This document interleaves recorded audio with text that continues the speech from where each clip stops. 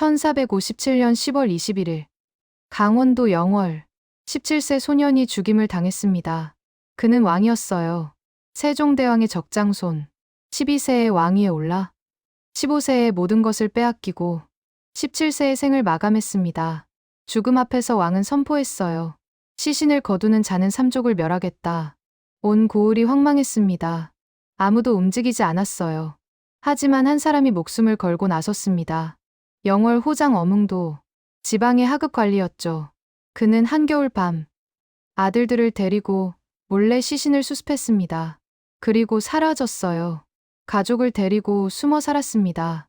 그의 후손들도 200년 넘게 세상에 나오지 못했죠. 2월 4일 개봉하는 영화 왕과 사는 남자가 바로 이 이야기를 다룹니다. 하지만 실제 역사는 영화보다 더 잔인하고 더 슬프고 더 감동적이었어요. 지금부터 그 진짜 이야기를 시작하겠습니다. 태어나자마자 어머니를 잃다. 1441년 7월 23일 경복궁 자선당에서 한 아기가 태어났습니다. 세종대왕의 적장손이자 세자 문종의 외아들. 온 나라가 기뻐했어요. 세종은 대사령을 내려 죄수들을 풀어주었습니다. 하지만 기쁨은 하루도 가지 못했어요. 다음 날 아기의 어머니 현덕왕후 권씨가 산후병으로 세상을 떠났습니다. 안동 권씨 집안의 딸이었던 현덕왕후는 문종의 유일한 정비였어요. 문종은 슬픔에 잠겼습니다. 아들은 얻었지만 아내를 잃었으니까요. 갓 태어난 아기는 어머니 얼굴도 모른 채 자라야 했습니다. 세종의 후궁 혜빈 양씨가 아기를 돌봤어요. 마침 자신도 아들을 낳은 직후였는데 친자식을 제쳐두고 손자에게 모유를 물렸다고 합니다. 아기는 할아버지 세종의 사랑을 듬뿍 받으며 자랐어요. 12세에 왕위에 오르다 1450년 2월 17일 세종대왕이 승하했습니다. 문종이 왕위에 올랐어요. 손자는 왕세자가 되었습니다. 하지만 문종은 몸이 약했어요. 어릴 때부터 병치레가 잦았고 등창으로 고생했습니다. 즉위 후에도 건강은 나아지지 않았어요. 1452년 5월 14일 문종이 승하했습니다. 재위 2년 3개월. 너무 짧은 시간이었죠. 5월 18일 12세 소년이 왕위에 올랐습니다. 조선 역사상 가장 완벽한 정통성을 가진 왕. 태조의 적자인 태종의 적자인 세종의 적장자인 문종의 적장자. 원손에서 세손으로, 세손에서 세자로, 세자에서 왕으로 모든 과정을 정식으로 거친 유일한 임금이었습니다. 하지만 어린 왕에게는 치명적인 약점이 있었어요. 보호해줄 왕실 어른이 아무도 없었던 겁니다. 할머니 소원왕후는 할아버지 세종보다 먼저 돌아가셨고 어머니 현덕왕후는 자신을 낳다 세상을 떠났으며 아버지 문종은 계비를 드리지 않았습니다.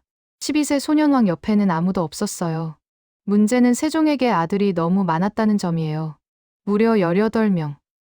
그 중에서도 둘째 아들 수양대군은 야심이 대단했습니다. 수양대군 이유는 1417년생으로 문무를 겸비한 인물이었어요. 활쏘기에 뛰어나 화살 16발로 사슴 16마리를 잡아 태조의 활솜씨를 닮았다는 평을 들었죠. 학문에도 조예가 깊었습니다.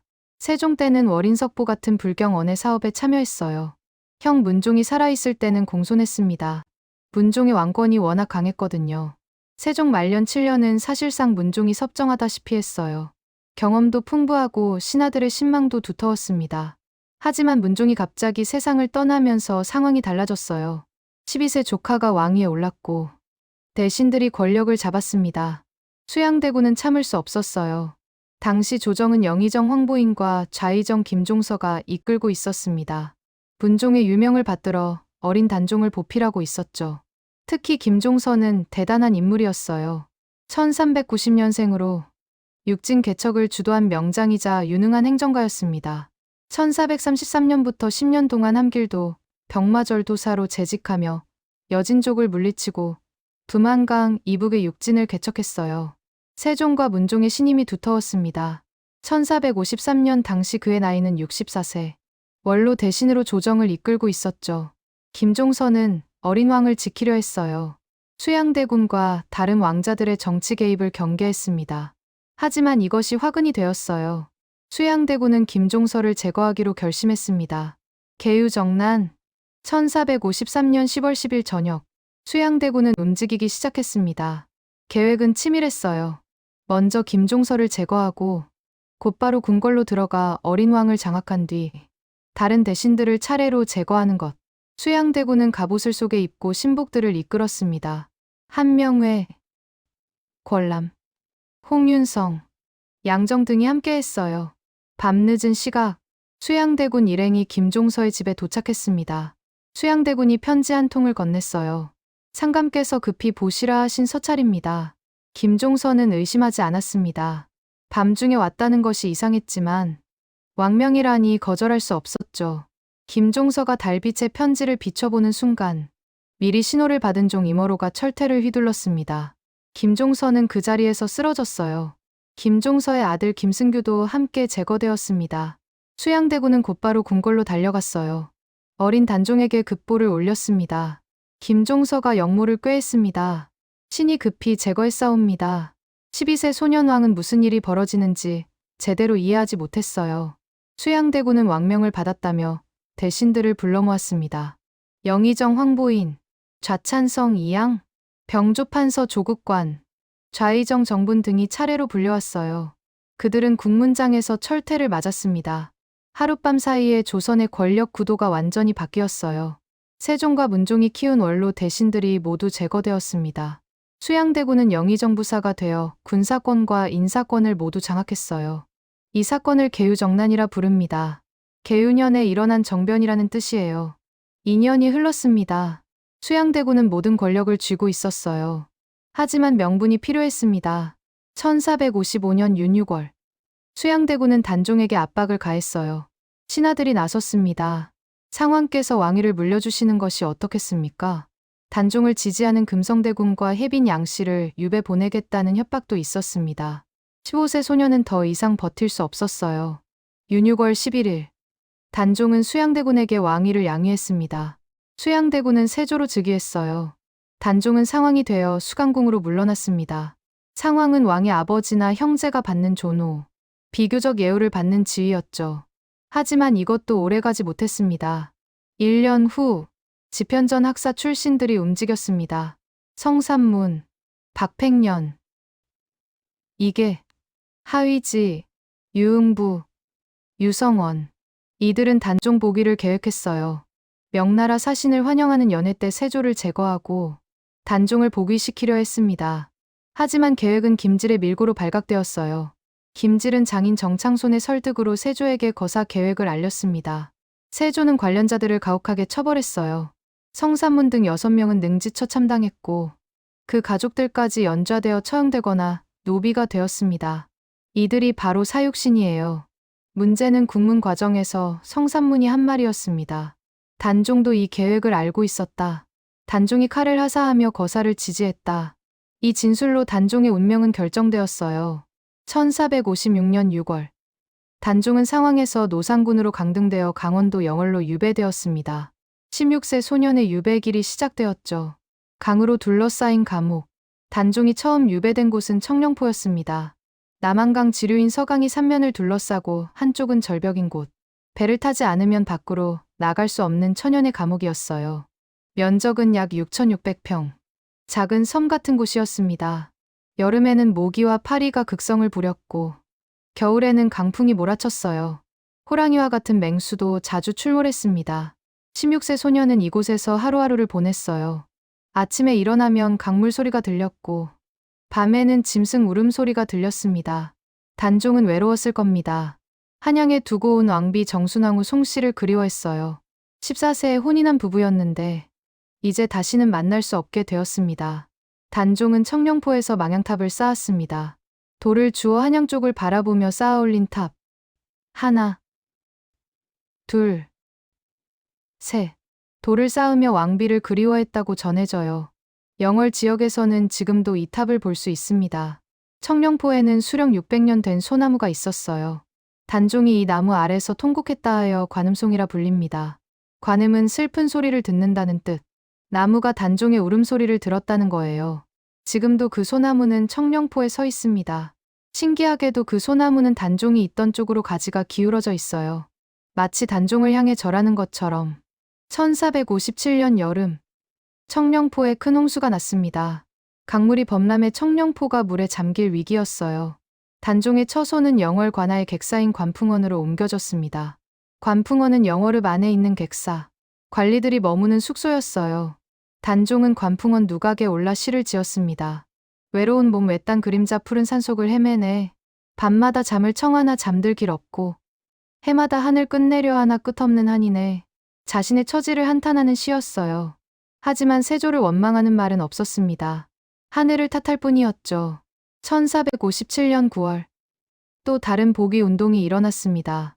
이번에는 세조의 친동생 금성대군이 주도했어요. 금성대군은 세종의 6째 아들로 단종과 가까이 지내며 자란 사이였습니다.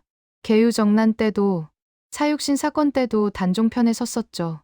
그래서 이미 2번이나 유배를 당한 상태였어요. 이번에는 수능에 유배 중이던 금성대군이 수능부사 이보음과 손을 잡았습니다. 영남 지역 인사들을 모아 거사를 꾀했어요. 하지만 안동관노의 고발로 계획이 발각되었습니다. 세조는 더 이상 참지 않았어요. 친동생이지만 용서할 수 없었습니다. 그리고 단종에게도 마지막 결정을 내렸어요. 10월 21일 금부도사 왕방연에게 사약을 내렸습니다. 단종을 죽이라는 명령이었죠. 10월 21일 금부도사 왕방연이 영월에 도착했습니다. 손에는 사약이 들려 있었어요. 왕방연은 단종을 영월까지 호송했던 사람입니다. 그때 지은 시조가 유명하죠. 천리 먼 길에 고운님 여의 없고 내 마음 둘 데 없어 냇가에 앉았으니 저 물도 내 안 같아야 울어 밤길 예놓다. 어린 임금을 유배지로 호송하면서 왕방연도 눈물을 흘렸던 겁니다. 그런 그가 이번에는 사약을 들고 왔어요. 왕방연은 차마 관풍원 안으로 들어가지 못했습니다. 뜰에 엎드려 통곡만 했어요. 그때 방문이 열리고 17세 소년이 걸어 나왔습니다.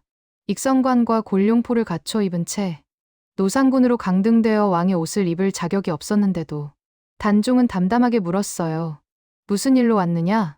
왕방연은 끝내 대답하지 못했습니다. 단종은 사약을 거부했어요. 숙부가 보낸 사약을 마실 수 없다. 결국 단종은 활줄로 목이 졸려 세상을 떠났다고 전해집니다. 17세였어요. 단종이 죽자 세조는 선포했습니다. 단종의 시신을 거두는 자는 삼족을 멸하겠다. 삼족, 아버지 쪽, 어머니 쪽, 처가 쪽 모두 죽이겠다는 뜻입니다. 시신은 방치되었어요. 동강에 버려졌다는 이야기도 있고 관풍원 마당에 그대로 있었다는 이야기도 있습니다. 온 고을이 황망했어요. 하지만 아무도 움직이지 않았습니다. 역적의 시신을 건드리면 자신도 역적이 되는 거니까요. 가족까지 모두 죽을 수 있었습니다. 며칠이 지났어요. 시신은 그대로였습니다. 가을이 지나가고 겨울이 다가왔죠. 그때 한 사람이 나섰습니다. 영월 호장 어뭉도. 호장은 지방의 하급 관리예요. 고을의 행정 실무를 담당하는 토착 세력이었습니다. 어뭉도는 평범한 사람이었어요. 높은 벼슬도 아니었고 특별한 권력도 없었습니다. 하지만 그는 옳지 않다고 생각했어요. 왕이었던 사람의 시신을 그대로 둘 수는 없다고 주변 사람들이 말렸습니다. 삼족을 멸한다 하셨소. 당신뿐 아니라 자식들도 부모님도 처가 식구들도 모두 죽소. 어뭉도는 대답했어요. 옳은 일을 하고 화를 당하는 것은 괜찮다. 그는 아들들을 불렀습니다. 몇 명이었는지는 기록마다 다르지만 적어도 2명 이상이었던 것으로 보입니다. 아버지를 따르겠느냐? 아들들은 고개를 끄덕였어요. 밤이 되자 어뭉도 일가가 움직였습니다. 먼저 관을 마련했어요. 어머니를 위해 미리 준비해둔 관이었다고 전해집니다.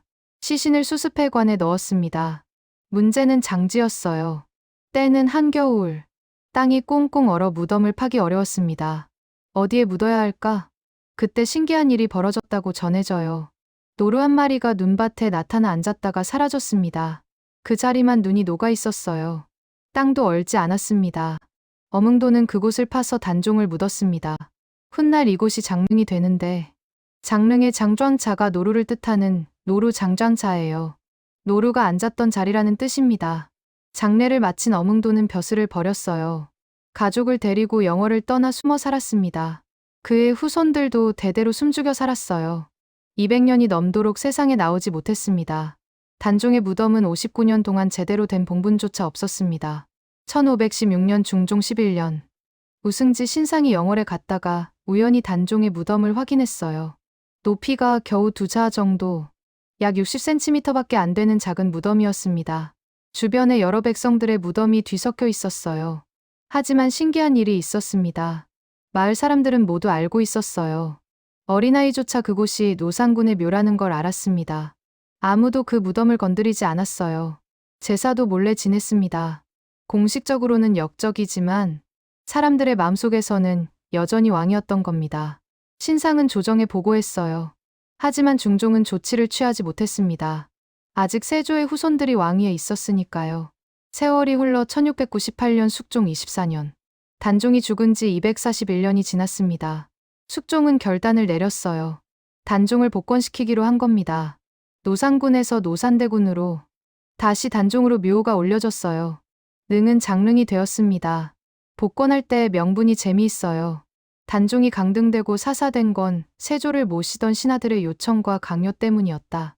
따라서 단종을 복권시킨다고 세조에게 누가 되는 건 아니다. 세조의 체면을 살려주면서 단종을 복권시킨 거예요. 조선왕조는 끝까지 명분을 중시했습니다. 장릉이 조성되면서 신기한 일들이 발견됐어요. 능 주변의 소나무들이 모두 장릉 쪽으로 기울어져 있었습니다. 마치 절을 하듯. 특히 충절송이라 불리는 소나무는 유난히 장릉을 향해 구부러져 있었어요. 또 장릉에는 무인석이 없습니다. 다른 왕릉에는 무인석이 있는데 장릉에만 없어요. 단종이 무신 세력을 등에 업은 세조에게 무력으로 왕위를 빼앗겼기 때문이라고 합니다. 단종이 복권되면서 어몽도도 함께 명예를 회복했습니다. 현종 때 송시열의 건의로 후손들이 등용되기 시작했어요. 영조 때는 정문이 세워졌습니다. 순조 때 어몽도는 공조판서로 추중되었어요. 고종 때는 충의공이라는 시호를 받았습니다. 지방의 하급 관리였던 사람이 정승급 벼슬과 시호를 받은 겁니다. 그의 충의가 얼마나 높이 평가되었는지 알 수 있어요. 재미있는 사실이 하나 있습니다. 어몽도의 후손 중에 우리가 아는 유명한 사람이 있어요. 바로 개그맨 엄용길입니다. 그는 TV 프로그램 역사저널 그날에 출연해서 자신이 어몽도의 후손이라고 밝힌 적이 있죠. 16대 손이라고 합니다. 어몽도의 선택이 후손들에게까지 명예로 이어진 겁니다. 2월 4일 개봉하는 영화 왕과 사는 남자는 이 역사를 바탕으로 만들어졌습니다. 유아인이 어몽도 역할을, 박지훈이 단종 역할을 맡았어요. 영화에서는 어몽도가 마을의 번영을 위해 유배지를 자처한 촌장으로 나오는데 이건 영화적 상상입니다. 실제 어몽도는 영월 후장이었어요. 하지만 영화가 담아내고자 하는 핵심은 역사와 같습니다. 삼족을 멸한다는 왕명 앞에서 목숨을 걸고 옳은 일을 한 평범한 사람의 이야기. 세상이 모두 두려워 외면할 때 한 사람만이 나서서 왕의 시신을 거뒀습니다. 역사는 승자의 기록이라고 하죠. 세조실록에는 단종이 스스로 목을 맸다고 적혀 있고 예로서 장사 지냈다고 기록되어 있어요. 하지만 중종실록의 기록은 달랐습니다. 시신이 방치되었고 아전 어몽도가 관을 마련해 장사 지냈다고 적혀 있죠. 241년이 지나서야 진실이 밝혀졌어요. 단종은 복권되었고 어몽도는 충신으로 인정받았습니다. 역사가 지우려 했던 이야기가 결국 세상에 드러난 겁니다. 12세에 왕이 되어 15세에 모든 것을 빼앗기고 17세에 죽임을 당한 소년왕, 그리고 목숨을 걸고 시신을 거둔 한 평범한 사람의 용기. 이것이 왕과 사는 남자의 실제 역사입니다.